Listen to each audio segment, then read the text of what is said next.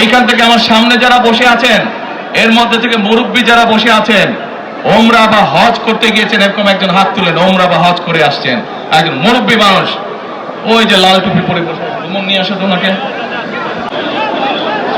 কি নাম আপনার? ওই এইদিকে বলেন। বাড়ি কই? সুনামগঞ্জ। বাড়ি সুনামগঞ্জ। সুনামগঞ্জ কোথায়? শান্তিগঞ্জ। এই সুনামগঞ্জের মানুষ আছে এখানে? এই লোক আপনাদের মানুষ? আচ্ছা, এখন বলেন কবে গেছিলেন আপনি? হজ না উমরায় গেছিলেন? উমরাতে গেছি 16তে, হজে গেছি 17। উমরাতে গেছেন 16তে, হজে গেছেন 17। এখন আমাকে বলেন, আপনি তো উমরা হজ করে আসছেন, যে মাইকের সামনে দাঁড়ান, আপনি কাবা শরীফে গেছেন, কাবা শরীফের মালিক কে? জোরে বলেন। আল্লাহ। কাবা শরীফের মালিক কে? আল্লাহ। আল্লাহ। আমরা মুসলমান সবাই, এই দিন দুনিয়ার আমরা যে এই পৃথিবী দেখে, এই পৃথিবীর মালিক কে? আল্লাহ। এই সূর্য নক্ষত্র যা দেখি তার মালিক কে? আল্লাহ।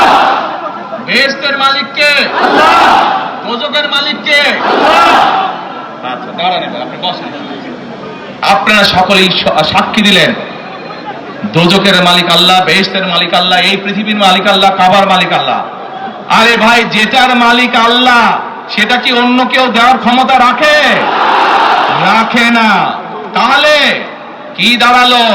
নির্বাচনের আগেই একটি দল এই দিব ওই দিব বলছে, টিকিট দিব বলছে না?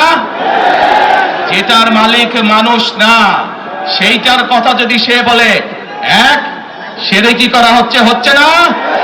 যার মালিক আল্লাহ, যার অধিকার শুধু আল্লাহর একমাত্র, সবকিছুর অধিকার উপরে আল্লাহর অধিকার।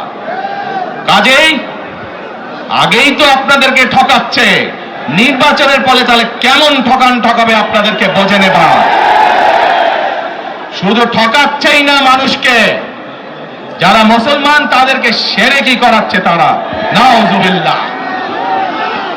প্রিয় ভাই বোনেরা, কেউ কেউ বলে অমুককে দেখেছে, তমুককে দেখেছে, এবার একে দেখেন। প্রিয় ভাই বোনেরা, 1971 সালের যুদ্ধ, যেই যুদ্ধে লক্ষ মানুষের প্রাণের বিনিময়ে এই দেশ স্বাধীন হয়েছে, আমাদের এই প্রিয় মাতৃভূমি, সেই মাতৃভূমিকে স্বাধীন করার সময় অনেকের ভূমিকা আমরা দেখেছি, যাদের ভূমিকার কারণে এই দেশের লক্ষ লক্ষ ভাইয়েরা শহীদ হয়েছে, এই দেশের লক্ষ লক্ষ মা বোনেরা তাদের সম্মান হানি হয়েছে। কাজে তাদেরকে তো বাংলাদেশের মানুষের মধ্যে দেখেই নিয়েছে।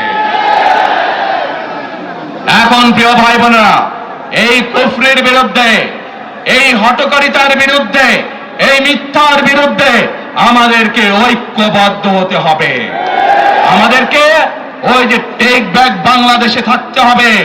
আমরা দেশকে স্বৈরাচার থেকে মুক্ত করেছি, এখন মানুষের অধিকারকে প্রতিষ্ঠিত করতে হবে।